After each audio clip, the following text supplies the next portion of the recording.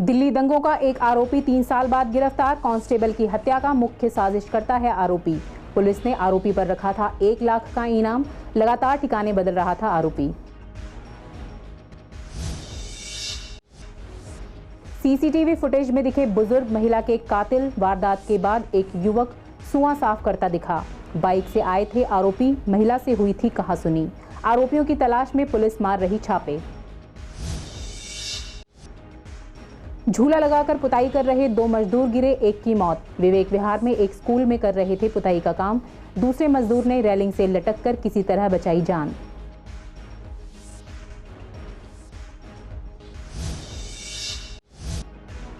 सीमापुरी थाना पुलिस ने chain snatcher को किया गिरफ्तार।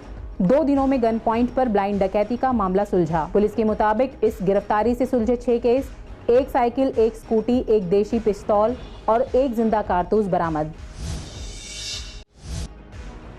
देश भर में मना 9वां अंतर्राष्ट्रीय योग दिवस। पूर्वी दिल्ली में बच्चों से लेकर बड़ों तक सभी ने किया योग। डॉक्टर्स ने कहा, एक दिन नहीं, दैनिक जीवन में उतारें योग।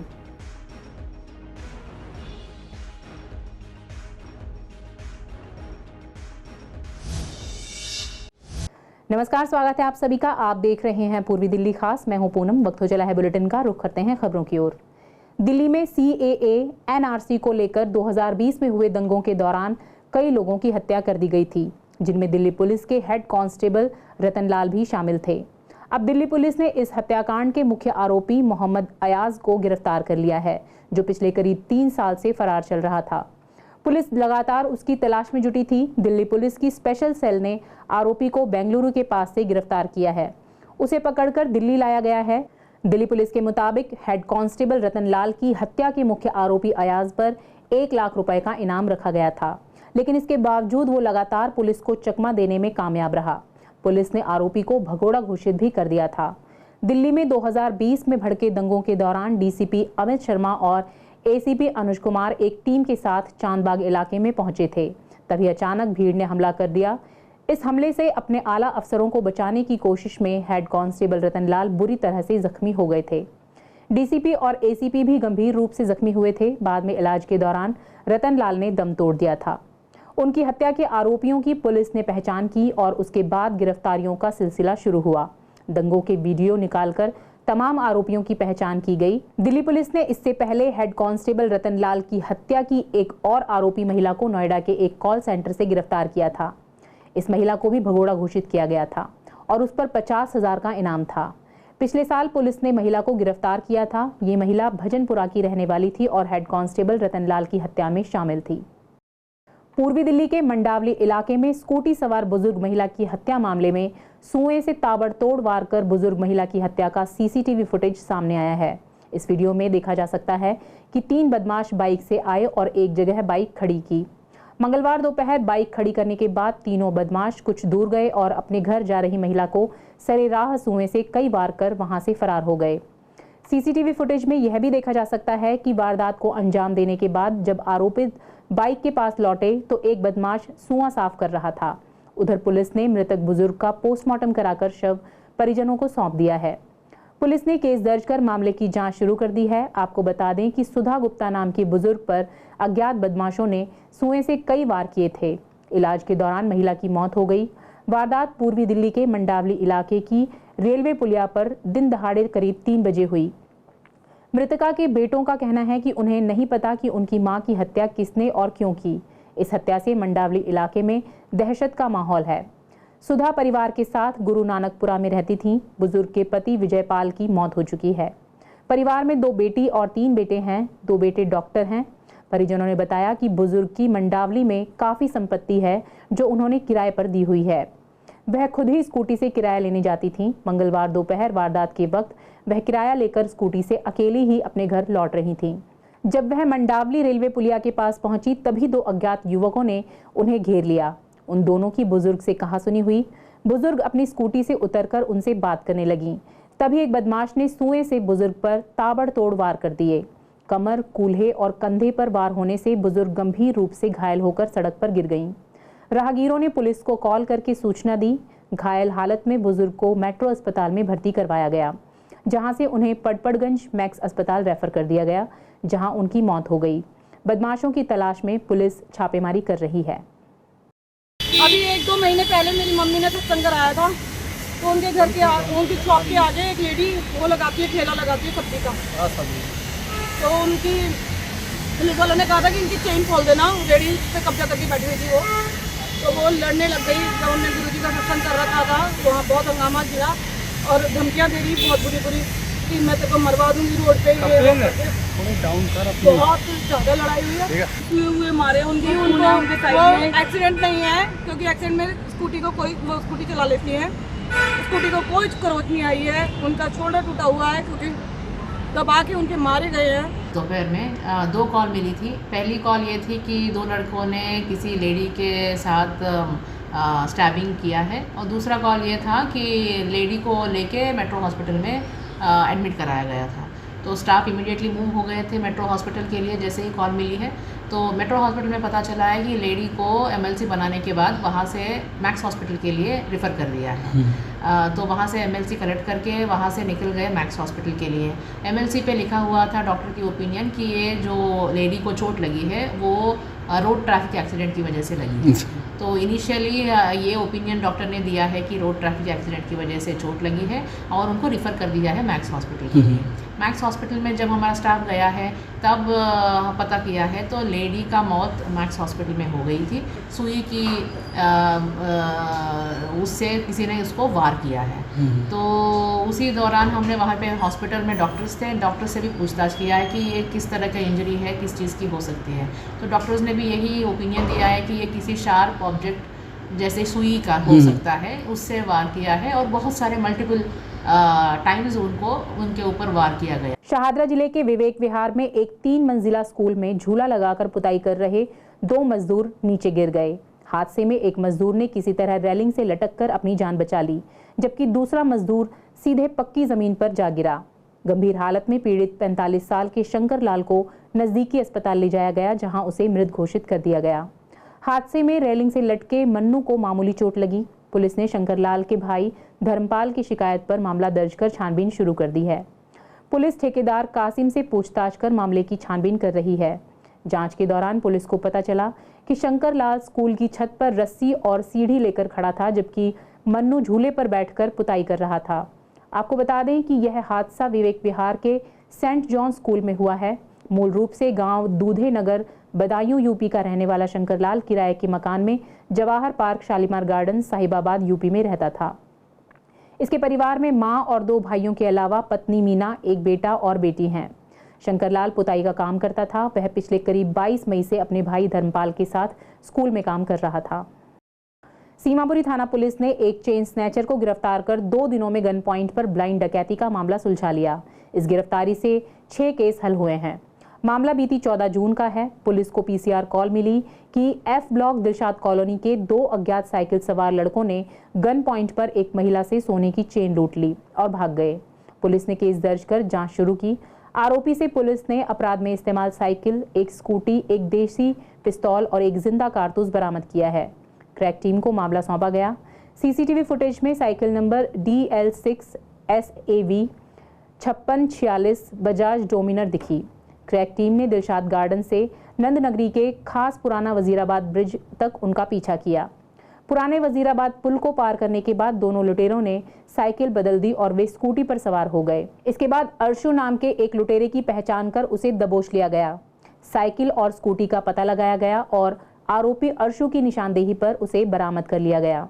आरोपी भजनपुरा थाना इलाके का भगोड़ा घोषित है। आज 9वां अंतर्राष्ट्रीय योग दिवस मनाया गया। इस मौके पर जगह जगह योग संबंधी कार्यक्रमों का आयोजन हुआ, जिनमें लोगों ने बढ़ चढ़कर हिस्सा लिया।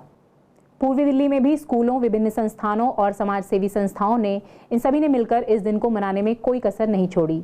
उत्तर पूर्वी जिला स्थित मंडोली जेल परिसर में योग दिवस मनाया गया। इस योग दिवस में RAF, ITBP, CRPF, Delhi police के जवानों के साथ आम नागरिकों ने भी योग कर अपने शरीर को स्वस्थ बनाने का प्रण लिया। इस दौरान 139वीं वाहिनी के रिपुबल के कमांडेंट अनिल कुमार, द्वितीय commandant PK Bharati, assistant commandant Deepak Awadhesh, Vinod Manohari, Harish, deputy commandant CMO Rakesh Kumar सहित अन्य गणमान्य अधिकारी, जवान और उनके परिजन मौजूद थे। मां शक्ति अंतर्राष्ट्रीय एनजीओ की चेयरपर्सन अनीता पंडित ने योग दिवस पर आयोजित कार्यक्रम में कहा कि योग न सिर्फ शरीर और मन को ठीक करता है, बल्कि यह इस साल वसुधैव कुटुंबकम की थीम के लिए एकजुट होने की वजह भी बन गया है और पूरी दुनिया को एक साथ लाया है। इस अवसर पर दिल्ली के पूर्व महापौर श्री योग ध्यान आहूजा भी उपस्थित थे। आनंद विहार के एसएचओ तारकेश, अपर्णा गोयल, काउंसलर और डीडीए के साथ साथ अन्य मंत्रालयों के अधिकारियों ने स्वास्थ्य और फिटनेस के कल्याण के लिए योग समारोह में भाग लिया। आज 139 बटालियन सीआरपीएफ ने भी जेल परिसर में योग दिवस मनाया है, जिसमें आईटीबीपी, जेल पुलिस और यहाँ पे जो स्थानीय आसपास के लोग हैं वो सभी एकजुट हुए। आप देख ही रहे हैं, यहाँ पे काफी बच्चों ने इसमें भाग लिया है और सभी ने योग दिवस के उपलक्ष्य में अपना मतलब टाइम दिया है। और आने वाले समय में मुझे ऐसी प्रेरणा है और ऐसा अनुभव है कि आने वाले दिनों में भी सभी लोग अपने नॉर्मल जीवन में भी योग को अपनाएंगे। योग दिवस की बात करते हैं आप, ये तो जग जाहिर है पूरे भारत में, क्या विश्व में। आज ये देखिए इसका डंका बजा हुआ है। हमारे प्रधानमंत्री जी अमेरिका गए हुए हैं और गली गली कूचे कूचे में, मेरा स्कूल तो बहुत दूर की बात है, हर गली कूचे में हर व्यक्ति जागरूक है देश के प्रति, स्वास्थ्य के प्रति, सम्मान के प्रति। ये सारा कुछ हो रहा है। मेरे स्कूल में बहुत अच्छे से प्रोग्राम हुआ। मैं अपने प्रधानमंत्री श्री मोदी जी को हाथ जोड़कर नमन करता हूं कि उन्होंने ये जो मुहिम शुरू किया है, उस अवसर पर आज हमने इंटरनेशनल योगा डे अपने school lovely public senior secondary school new Lalpur branch में बहुत अच्छे से मनाया।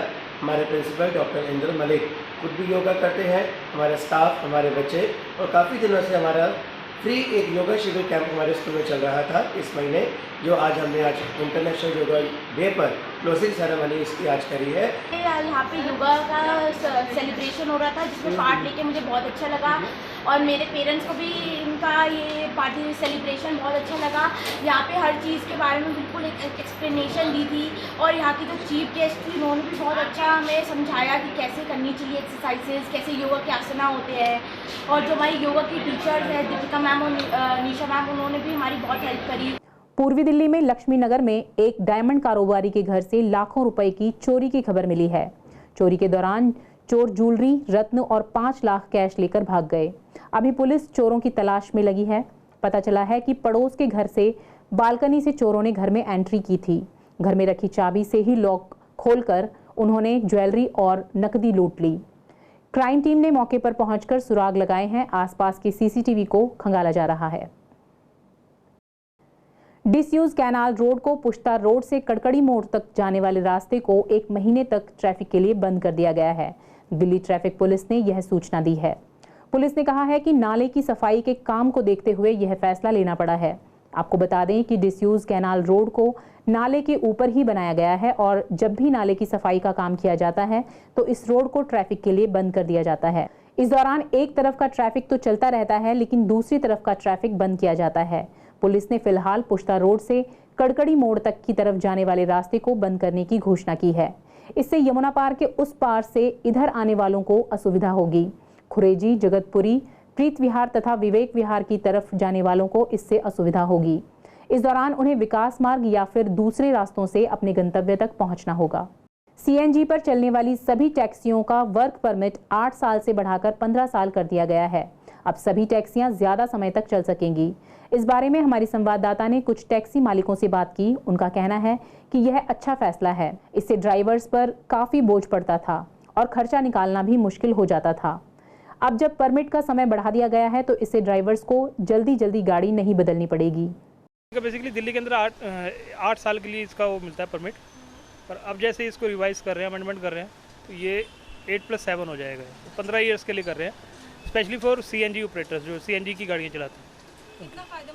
डेफिनेटली बेनिफिशियल है, क्योंकि जिनका परमिट 8 साल का होता है उनको और एक्सटेंशन मिल गया, वो अपनी गाड़ी को और ज़्यादा चला सकते हैं। नहीं, इसके बारे में नॉलेज नहीं मेरे को। अभी इसी का एक्सटेंशन आया, अभी जो दिल्ली सरकार ने लिया है वो सीएनजी गाड़ियों पे लिया है बेसिकली। अब कुछ ऐसे भी कि आने वाले टाइम में जैसे इंडियन गवर्नमेंट अपनी डीजल की गाड़ियों को बंद करने की सोच रही है और ईवी गाड़ियाँ आ रही हैं, तो आने वाले टाइम में ईवी गाड़ियाँ आएंगी और पेट्रोल होंगी और हो सकता है आने वाले टाइम में डीजल को बंद कर दिया जाए प्रॉपर्ली। तो सीएनजी बेनिफिशियल है, तो इसलिए उनको शायद यही पहला स्टेप है कि डीजल को अवॉइड करके सीएनजी को रिकमेंडेशन किए जाए ताकि उसको प्रेफर करें लोग। अच्छा है, बढ़ा दिया, हमारे के लिए बहुत फ़ायदेमंद है। हर सभी जो जितने टैक्सी ट्रैवल है सभी को फ़ायदेमंद है। प्राइवेट गाड़ी उसका 15 साल है, जो कमर्शियल उसका 10 साल का कर देंगे तो अच्छा हुआ, 10 साल का हो जाएंगे। और जो किस्तें बढ़िया टाइम से जाएगी गाड़ी के लिए। पहले क्या था, 5 साल था, गाड़ी 7 साल का केस होता था, गाड़ी क्लियर नहीं होती, पहले बेचनी पड़ती थी। आप ये है कि 10 साल है और फ़ायदेमंद है। इंस्टॉलमेंट भी कम मिल जाएगी लोगों को। हाँ, वो तो इंस्टॉलमेंट जहाँ 40,000 की वहाँ 30,000 की आ जाएगी। शाहदरा डिस्ट्रिक्ट की सीमापुरी थाना पुलिस ने 24 घंटे के अंदर स्नैचर को गिरफ्तार किया। एसएचओ विनय यादव के नेतृत्व में क्रैक टीम ने सीसीटीवी की मदद से दोनों आरोपियों की पहचान कर स्कूटी को ट्रेस करते हुए आरोपी कमलप्रीत सिंह को गिरफ्तार किया। उसके बाद कमलप्रीत सिंह की निशानदेही पर उसके साथी भास्कर सरकार को भी पुलिस ने गिरफ्तार कर लिया। इनके पास से एक स्कूटी और 2 मोबाइल फोन बरामद हुए हैं। इस गिरफ्तारी से कई केसों का खुलासा हुआ है। शाहदरा डिस्ट्रिक्ट की सीमापुरी पुलिस की क्रैक टीम को अहम सफलता हाथ लगी है। आपको बता दें कि क्रैक टीम ने 2 शातिर स्नैचर को गिरफ्तार किया है।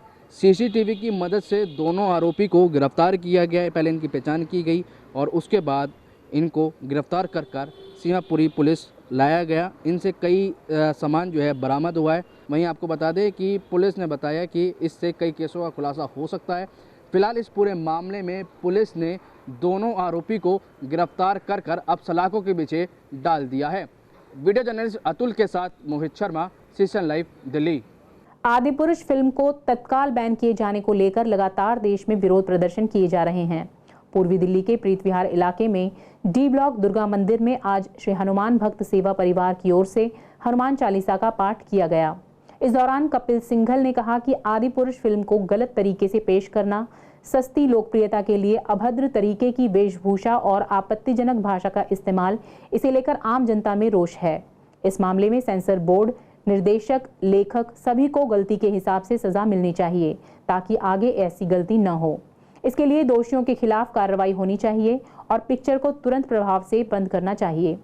वहीं यूनाइटेड हिंदू फ्रंट के अंतर्राष्ट्रीय कार्यकारी अध्यक्ष, वरिष्ठ नेता भारतीय जनता पार्टी और राष्ट्रवादी शिवसेना के राष्ट्रीय अध्यक्ष जय भगवान गोयल ने कहा कि आदिपुरुष फिल्म के द्वारा खुलेआम रामायण का अपमान बर्दाश्त नहीं किया जाएगा। इसे लेकर आज थाना प्रीत विहार में एक ज्ञापन पत्र सौंपा गया, जिसमें फिल्म निर्माता, निर्देशक और उन लोगों पर मुकदमा दर्ज किए जाने की मांग की गई। जब तक फिल्म से आपत्तिजनक सीन और डायलॉग बदले नहीं जाते, तब तक फिल्म को बैन करने की भी मांग की जा रही है। अभी हाल ही में आदिपुरुष नाम की जो पिक्चर दिखाई जा रही है, खुलेआम हमारे रामायण का, हनुमान जी का, सीता मैया का, लक्ष्मण जी का, पात्रों का, रामायण के पात्रों का, महानायकों का अपमान किया जा रहा है। बड़ी ही घटिया, ओछी, सड़क छाप भाषा के डायलॉग इसमें डाले गए हैं, जिसको देख करके, सुन करके करोड़ों करोड़ों हिंदुओं की भावनाएं आहत हो रही हैं। फिल्म के निर्माता, फिल्म के लेखक स्वीकार भी कर रहे हैं कि गलती हुई है, उसके बावजूद भी पिक्चर सिनेमा घरों पे चल रही है। आज हम लोग यहाँ आए हैं, हमने यहाँ पर यही निवेदन किया सचिव साहब, एसीपी साहब से कि जो लोग खुलेआम चंद पैसों की खातिर मेरे सनातन का, मेरे भगवान राम का, सीता मैया का, हनुमान जी का अपमान कर रहे हैं, उनके खिलाफ मुकदमा दर्ज होनी चाहिए। नंबर 2, जब तक फिल्म को रीसेंसर नहीं किया जाता, जो डायलॉग, जो सीन हमारे सनातन का अपमान कर रहे हैं, हिंदुओं की भावनाओं से खिलवाड़ कर रहे हैं, जब तक वो सारे सीन नहीं हटाए जाते, तब तक फिल्म को हटा लेना चाहिए, फिल्म को हट जाना चाहिए। मनोज मुंशी हो या कौन सा भी मुंशी हो, चाहे वो ओम रावत हो, वो आज अपने आप को आज भी प्रूव करना चाहता है कि मैंने ठीक किया है, जबकि मनोज मुंशी तो मान रहा है कि हमने गलती हुई है हमारे से। उसके बाद भी पिक्चर क्यों चल रही है सिनेमा हॉल पे, क्यों नहीं बंद हुई? इसको सेंसर बोर्ड कहाँ है, सरकार कहाँ है, मंत्री साहब कहाँ हैं? ये चीज़ें तो एकदम बंद होनी चाहिए। राष्ट्रीय स्वयंसेवक संघ के नेतृत्व में संस्कृत भारती दिल्ली प्रांत द्वारा पूर्व निगम पार्षद गुंजन गुप्ता को संस्कृत भारती शाहदरा जनपद का जिला अध्यक्ष घोषित किया गया। हमारी संवाददाता से बात करते हुए गुंजन गुप्ता ने कहा, संस्कृत भाषा दुनिया की सबसे पुरानी भाषाओं में से एक है। हमारे सभी धर्म ग्रंथों की भाषा होने के साथ साथ यह एक वैज्ञानिक भाषा है। राष्ट्रीय स्वयंसेवक संघ के नेतृत्व में संस्कृत भारती संस्कृत भाषा के प्रचार और विस्तार के लिए काम करता है। संस्कृत भाषा के लिए जागरूकता और दैनिक परिवेश में इसका महत्व समझने के लिए लगातार विचार गोष्ठी और संभाषण शिविर शहादरा जनपद में लगाए जाएंगे। इसकी शुरुआत करते हुए 21 से 30 जून तक सभी आयु वर्ग के शिक्षार्थियों के लिए संस्कृत भाषा का संभाषण शिविर लगाया जा रहा है, जिससे मात्र 10 दिनों में आप संस्कृत में बात करना सीख सकते हैं। संस्कृत के बिना भारत की पहचान नहीं है। संस्कृत भारत माइनस संस्कृत शून्य। इसलिए भारत की जो धरोहर है, ज्ञान राशि है, उन सबको सरल भाषा के माध्यम से जनमानस तक पहुंचाने का उद्देश्य संस्कृत भारती संगठन का है। उदाहरण हम देखें तो आज इस शिविर में करीब करीब सभी सामाजिक लोग हैं, अनेक क्षेत्रों में ख्याति प्राप्त लोग हैं। कोई किसी कंपनी का जीएम है, कोई बड़े ऑफिसर्स हैं, कोई सामाजिक क्षेत्र में अच्छे कार्य किए हुए लोग हैं। जब शिक्षा प्राप्ति का दो उद्देश्य होता है, एक धन प्राप्ति और एक मानसिक शांति प्राप्ति, आध्यात्मिक उन्नति की प्राप्ति। तो धन प्राप्त करते करते व्यक्ति जब उन्नति को प्राप्त हो जाता है, तब उसको लगता है कि हमने पूरे जीवन में पाया क्या, मेरा जन्म क्या केवल धन संग्रह के लिए हुआ था। तो एक मानव को मानव बनाने के लिए संस्कृत की आवश्यकता है। और आज का जो ये संक्रमण काल चल रहा है, उस समय संस्कृत की प्रासंगिकता और अधिक है। आज 21 जून से ये शिविर शुरू हुआ है। 10 दिन तक ये शिविर यहाँ पर 21 नंबर विज्ञान विहार में रहेगा। 21 से 30 तारीख तक सभी सामाजिक लोग इसमें हैं, रिटायर्ड टीचर्स हैं, इसमें संस्कृत पढ़ने वाले स्टूडेंट्स हैं। यहाँ विवेकानंद कॉलेज की बहुत सारी छात्राओं ने इसमें एनरोल किया है। 2 छोटे छोटे बच्चे हैं, 10-10 साल के 2 बच्चे हैं जो अपनी समर वेकेशंस के अंदर संस्कृत सीख रहे हैं। तो अगर आप देखें तो इन टोटलिटी जो ग्रुप आया है, एक मिक्स ग्रुप है, जो सिर्फ इसलिए नहीं है कि उन्हें आगे संस्कृत कहाँ काम आएगी कहाँ नहीं। हो सकता है कोई लोग प्रोफेशनली या अपनी अकेडमिकली आए हों, बट ज़्यादातर लोग जो आए हैं वो सिर्फ सीखने के ध्येय से आए हैं। हमारा जो ये शिविर है 21 जून से 30 जून तक चलने वाला है, पूर्णतः निःशुल्क है। कहीं किसी भी तरह का कोई शुल्क इस संस्कृत भारती के किसी भी शिविर में नहीं लिया जाता है। दिल्ली पुलिस की तरफ से ड्रग अवेयरनेस वीक की शुरुआत की गई है, जिसके तहत पूर्वी दिल्ली में एंटी नारकोटिक्स स्क्वाड ने एक प्रोग्राम किया। पूर्वी दिल्ली में पांडव नगर के शशि गार्डन में नुक्कड़ नाटक के जरिए बताया गया कि नशा किस तरह से हमारे समाज को खोखला कर रहा है, इससे हमारे परिवार और समाज पर क्या असर पड़ रहा है और इससे हम किस तरह से मुक्ति पा सकते हैं।